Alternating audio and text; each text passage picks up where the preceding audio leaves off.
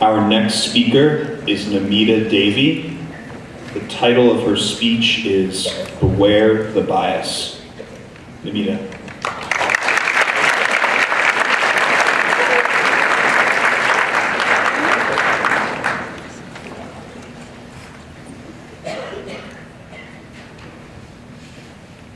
All what Muslims have done is provide oil and terrorize this country. Our country cannot be the victims of horrendous attacks by people that believe only in jihad and have no sense of reason or respect for human life. These words have been heard by millions of people and broadcasted by different media outlets to our televisions and our social media feeds. They are quotes from a Miss America contestant and a presidential candidate. And the shocking thing is that these celebrities are not alone in their beliefs. American bigotry towards Muslims has been at a high this past year. The Anti-Defamation League reports 36 anti-Muslim hate crimes this past December alone. But prejudice can also manifest in more subtle ways. It is the negative association between a kind of person and evil. But what spreads these prejudices, exemplified by Donald Trump or Miss Puerto Rico?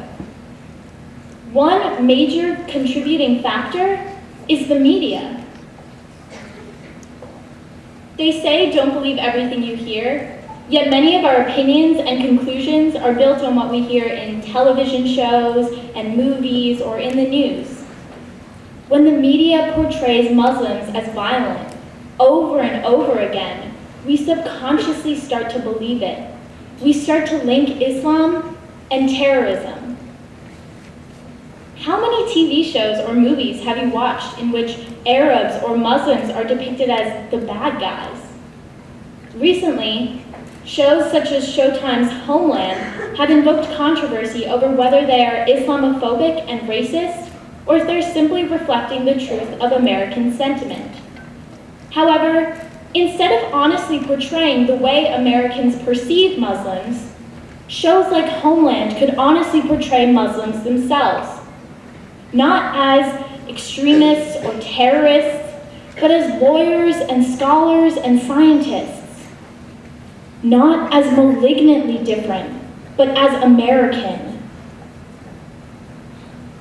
News stations are not necessarily voicing their own hatred or bias, but they do create a platform, an environment where people like Donald Trump can broadcast hate speech.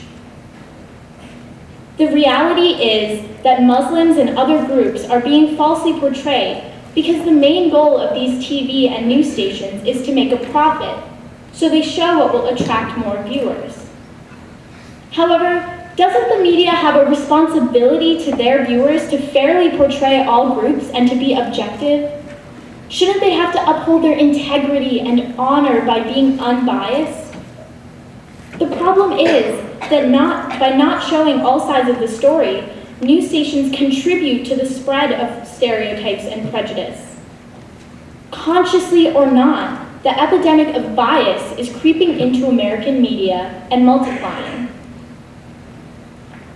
Though Islamophobia is not necessarily caused by media, it is certainly inflamed by it.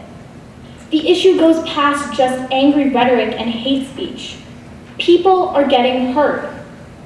In 2014, there were about 15 anti-Muslim hate crimes per month, and most predict that this number will shoot up in the statistics for 2015, fed by coverage of devastating incidents such as the Paris and San Bernardino attacks. Recently, a 6th grade girl in New York was assaulted by men who called her ISIS and tried to rip off her hijab. In Pittsburgh, a Muslim cab driver was shot. In San Diego, a college student was attacked, and mosques all over the country are being vandalized. The Muslim community is suffering because the media is feeding American Islamophobia. However, as Trevor Noah, host of The Daily Show, once said, "Terrorism is not a race, it's an act."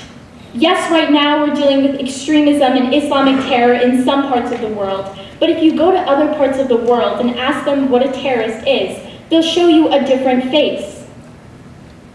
Through Facebook, over 500,000 people have heard this quote, and through other media outlets, that number is double or triple. This quote is an example of how the media can be used to educate, to promote tolerance and acceptance instead of hate and antagonism. The media constructs stereotypes, but it also has the power to deconstruct stereotypes. As mass consumers of the media, we need to call attention to the unfair portrayal of these people and demand an unbiased representation of not just Muslims, but other groups as well. When the person sitting next to you on the sofa is nodding at a racist comment, it is your responsibility to remind them that the rhetoric they hear on their TV has spurred people to push a Muslim woman in front of a train or to burn down a mosque. Every single one of us is responsible for challenging the stereotypes and biases we see in the media, and most importantly, those we see in our daily lives. Thank you.